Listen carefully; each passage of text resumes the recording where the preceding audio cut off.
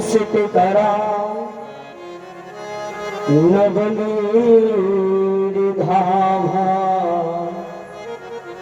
पीतांबरा दरुर्बिंब फलादर पूर्णेन्दु सुंदर मुखा दलबिंदु नेत्रः कृष्णा तरन्तीमपि तत् अहं न जाने मनोज ब्रह्मा मारुतुल्यवेगम् अजितेन्द्रियं बुद्धिमतां वरिष्ठम् वातात्मजं नरयोतमुख्यं श्रीरामदूतं शरणं प्रपद्ये। भागवत भगवान की जय, गुरुदेव भगवान की जय, व्यास भगवान की जय, स्थानीय देवी देवताओं की जय, समस्त ग्राम देवता क्षेत्र देवता श्री वीर हनुमंत लाल जी महाराज अपना पावन सुंदर स्थान ग्रहण करें। भगवान की पावन कथा प्रारंभ होने जा रही। सभी अपना अपना आसन ग्रहण करें और अपना आशीर्वाद करें। श्री राम श्री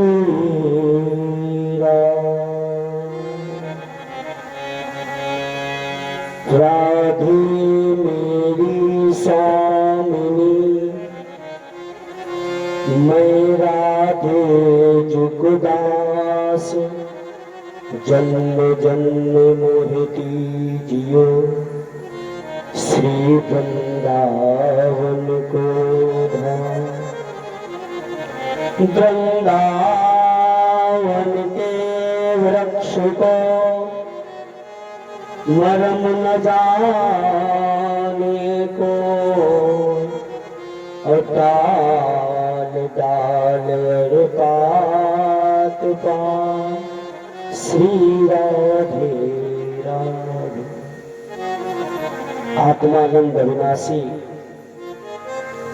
आत्मा शरीर से पूज्य तथा भजनानंद की प्राप्ति में संलग्न रहने वाले सभी संतजन विद्वजन कथा प्रांगण में उपस्थित भगवान की कथा से रसित भक्तों, गार्गी मांडवी श्रुति कीर्ति सती अनुसुईया जैसी आदरणीय माताएं, पूजनीय बहनें एवं भारत के कर्णधार भावी जीवन के प्रिय बच्चे,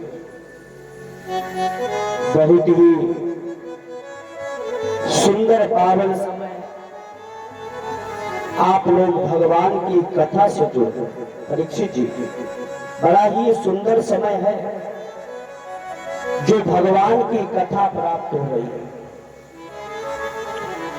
मनुष्य के जब जन्म जन्मांतर के पूर्ण उदय होते हैं, तब कहीं जाकर भगवान की कथा सुनने का अवसर प्राप्त होता है।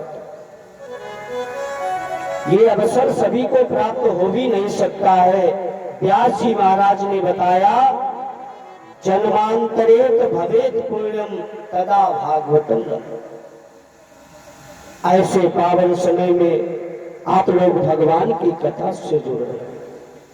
जो हमें मनुष्य तन प्राप्त हुआ, मास्टर साहब, भगवान की कथा सभी को प्राप्त होती भी नहीं।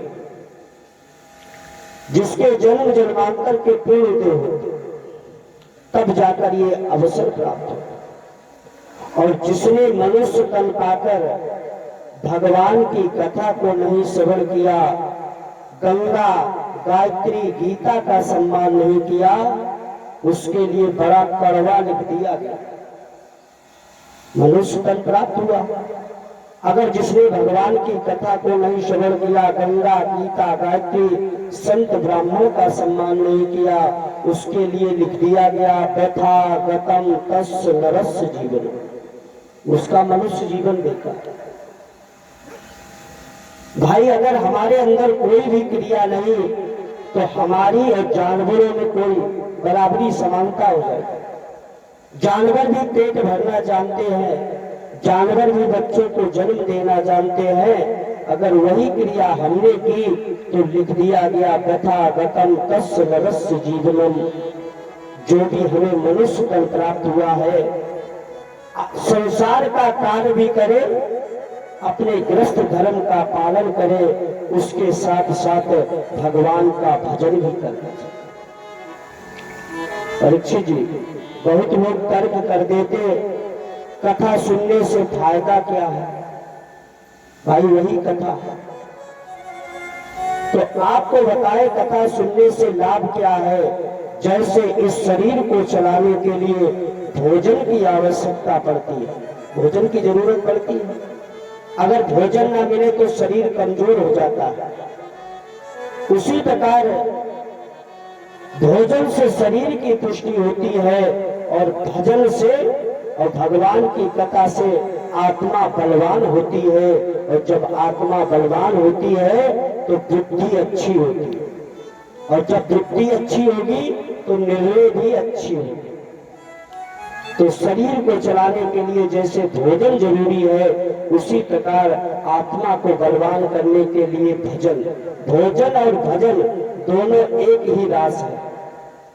ऐसे पावन समय में पवित्र धूम पर भगवान की कथा चल रही, 2 बार भगवान का संकीर्तन, तदोपरांत भगवान की पावन कथा, सुखदेव जी महाराज का जन्म इत्यादि प्रसंग को, जो भी हरि इच्छा। वैसे हमारे अंदर इतना सामर्थ्य नहीं है कि भगवान की कथा कैसे, पर भगवान की कृपा, ये परमहंस संहिता है, ये विषय जीवों की कथा नहीं है, हम जैसे भोगी लोगों के लिए नहीं। फिर भी कलियुग के प्रभाव के कारण भगवान ने ये अवसर प्राप्त किया है। परमहंस संहिता में प्रवेश करेंगे, मन और वाणी को पवित्र करने के लिए 2 बार संकीर्तन, और जब थाली स्वच्छ होगी तो उस थाली में जो भी व्यंजन परोसा जाएगा वो स्वच्छ रहेगा, और थाली गंदी है, कितने भी सुंदर व्यंजन परोसोगे पर वो अशुद्ध होंगे, गंदे लगेंगे। उसी प्रकार हृदय रूपी थाली को पवित्र करने के लिए 2 बार भगवान का संकीर्तन, तदोपरांत भगवान की पावन कथा। गोविंद हरे गोपाल हरे, जय जय प्रभु दीन दयाल हरे। गोविंद हरे गोपाल हरे, जय जय